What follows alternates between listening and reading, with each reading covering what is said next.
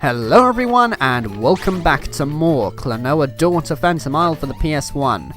And in this episode, we're going to be trying to get back to our hometown because, well, after talking to Granny, unfortunately Joker overheard us and now he's aware that Grandpa owns the moon pendant and he's now on his way back to steal it from Grandpa. So basically, we need to get back there before the doom and gloom happens. Except from here on out, I might as well explain something to you guys, because, things are going to change a bit here and there for like the structure of this LP going on. So if you've been following this LP from the very beginning, you may have noticed that the episodes were basically, I played through two visions. There was like one level, then I, it went to the world map showing the Phantomilians, and it went on to the next one, and then that was it really. Except, I did like a little test trial yesterday, or at least a couple of days ago, of how long some of the later levels get, and they get really long. And I really don't want to try to pack in two levels if they're going for that long, because, okay, let's just say one of them, alright, the full time with two visions goes on for like 36 minutes. I don't think you really want to stick around for like 36 minutes of a game where I'm literally moving left to right and grabbing enemies. I like to keep them short and to the point. I know one of them went on for 28 minutes, but it still didn't go past the 30. That's the thing, alright?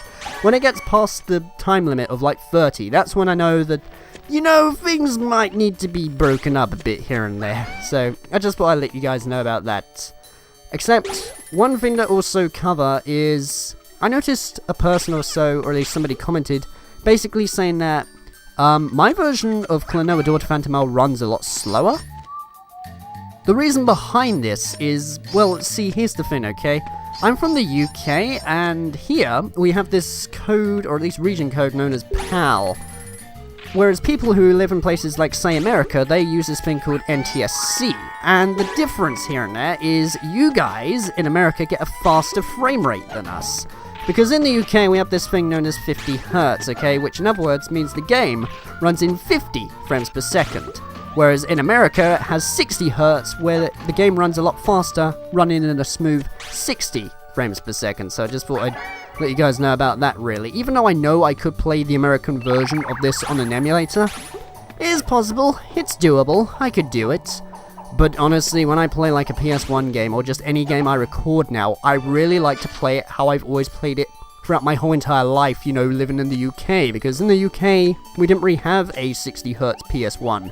I suppose you could have modded it, but there'd be literally no point, because all the games, alright, that worked on a PAL system for a PS1 would only work on a PAL system. Meaning that if I did modify it and make it 60 Hz, if I tried to play an American game, it wouldn't work anyway, because it's like region locked, and I don't know, there'd just be no point to it, really. But that's just my preferred style of recording, okay? I just thought I'd clear that up for you, in case you were confused as to why this game is running a bit slower to the one that you're used to. Like, seriously, that's the exact thing that people have whenever the people from the UK, or at least, anybody who has like a PAL Mega Drive system, in other words a Sega Genesis, plays Sonic the Hedgehog. The music in that game, and the game in general, just runs a hell of a lot slower in the PAL version, I will say. Or so, for like the Mega Drive, because I noticed that from the very beginning, and in fact, nowadays, I've actually got my Sega Mega Drive modded to 60 Hz for that reason, because, it's not really as copyright protected and that, as like the PS1, because it was all on cartridges and whatnot, but, I just thought I'd clear that up also for like 60 Hz and why Klonoa runs slow, so that's enough of my techie talk for now.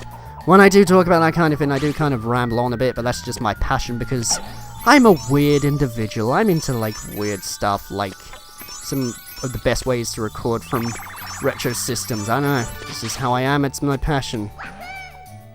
Anyways, we're going through this cave or so right here, which I suppose is part of the Wind Ruins, but even though we are in a cave at the minute, we will be in a cave a bit later on or so in the next level. And in fact, wow, we're actually almost done with this level. This is exactly what happens when I just keep on talking and I don't really think about anything about the game, where I would just literally look at it and be like, oh, we're at the end of the level? Okay, cool, fine. That's completely fine by me. Also, can I land onto that before it does it? Good.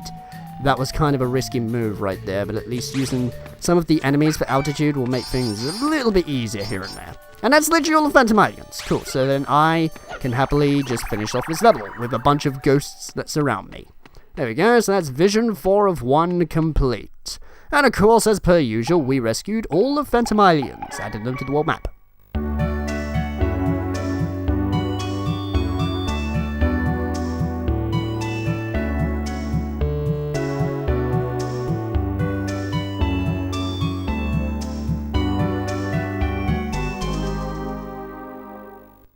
I will be honest though, even though I do like this whole idea of collecting the Phantomilians, going to the world map and building a song, that bit is really cool. This is really cool, seeing the confetti, you know, and especially the music at the end, which sounds all cute.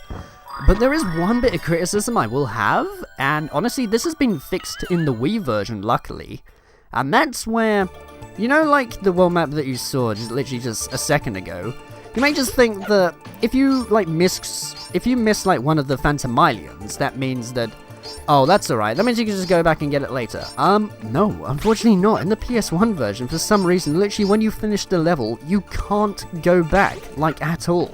So what you literally have to do, if you want to go back to and backtrack to some of the levels, you have to play the game and beat it to the very end, and then it allows you to suddenly backtrack to all the levels. Why it doesn't do that from the very beginning, I don't know, because I'm a bit of a collector from myself, really, when it comes to things like that, and I like to get things in one shot. Like, I'm always like that whenever I play some of the 3D Sonic games, you know?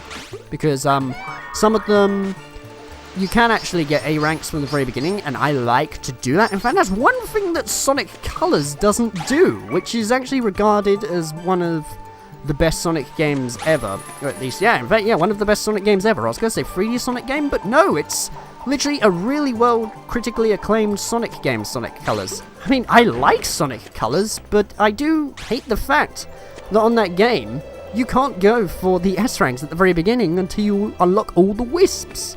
And that's one thing that honestly does bug me with Sonic Colors. You never know, maybe I might explain about it more at a later time. But still.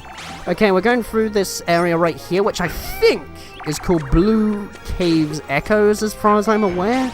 Because I'm not sure, really, because when I play this game, I'm honestly just, like, moving to the right immediately. I don't tend to read the text that appears at the beginning. At least I do here and there, I suppose, but I don't know. I think it's just because it's really small and not really that noticeable. And one thing I don't want to do is miss a Phantomilian.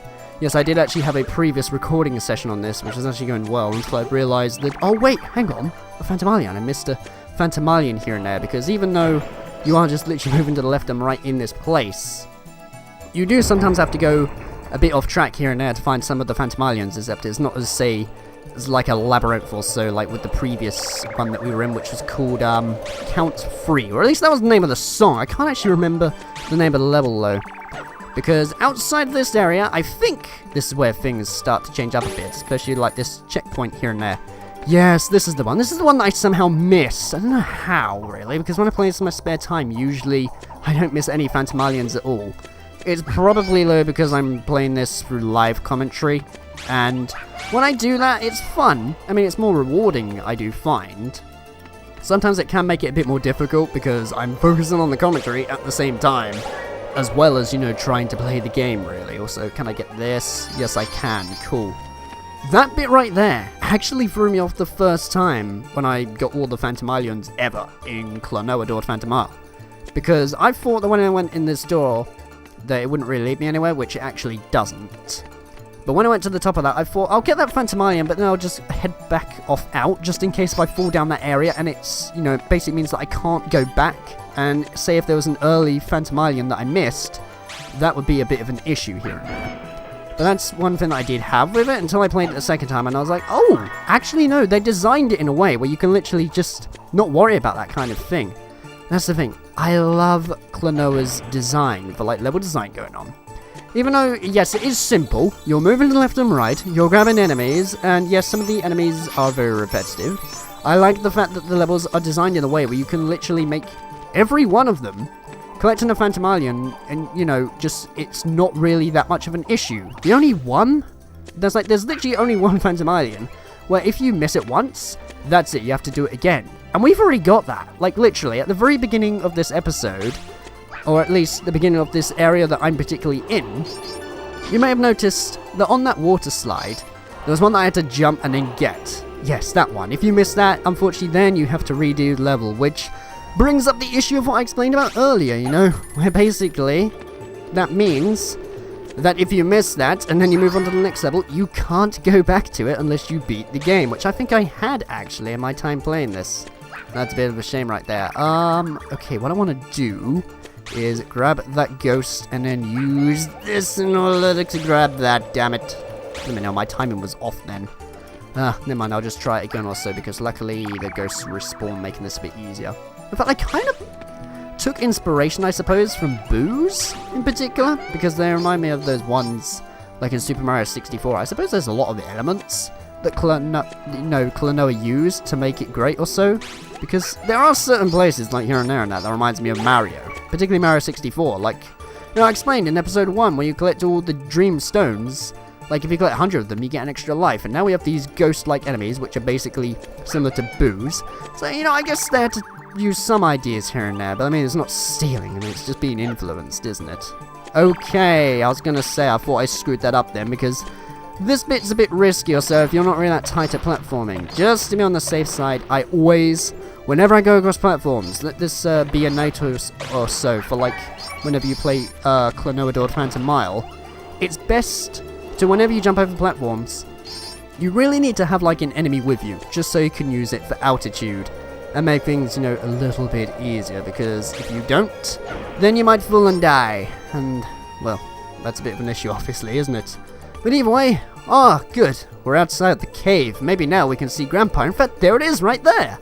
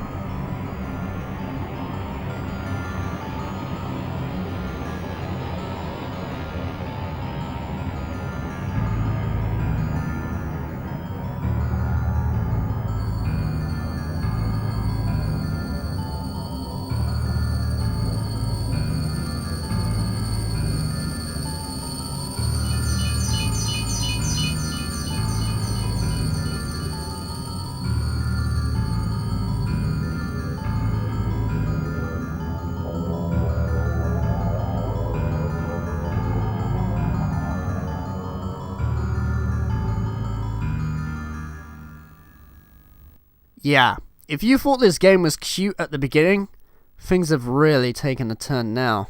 Let's just hope he's alright after that.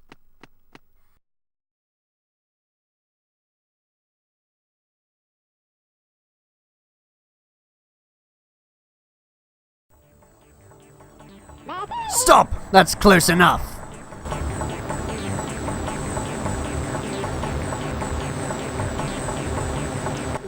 Well, looks like you're a bit late to the party. Joker!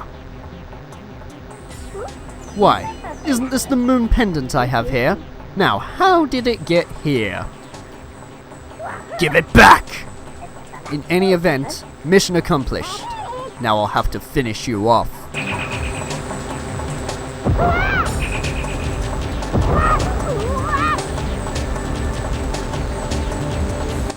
Without further ado,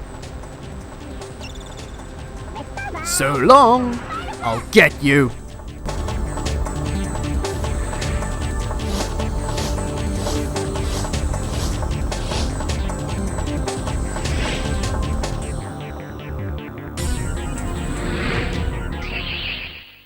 And now we are faced off against one of the coolest bosses in the game, in my opinion, seriously. The music, the setting and that, but Honestly, it's a real shame, because this boss is incredibly short when you know what you're doing. Not to mention the music was actually timed there, which I think is pretty badass. Because all you literally have to do, right, on this boss, this is Baldium's drive, by the way, is literally pick up enemies and throw them at the color bits around him, and that's literally it. Where I suppose if you don't know what you're doing first time, it's somewhat of a challenge, but if you honestly know what you're doing, it's really not that bad also, because I believe also... Oh wait, he actually changed it up also. You know what, there is some sort of difference going on then. Where, when you do that, when you try to grab some of these moves, actually, that's the full name for them, he'll change up some of the phases that he does here and there. But that's, yeah, that's literally it, okay? That really intense moment is all over now. Now, I know I tend to talk over the cutscenes of this game, but this next one, just for a change, I'm gonna let the game's gibberish language do all the talking.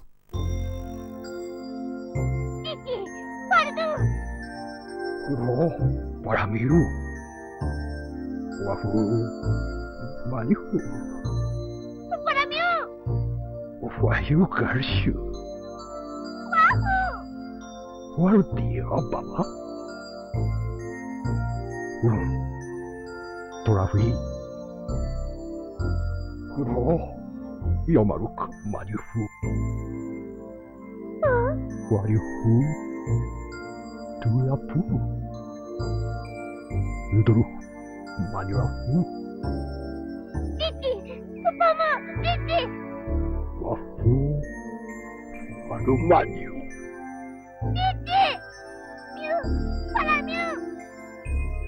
Maniu.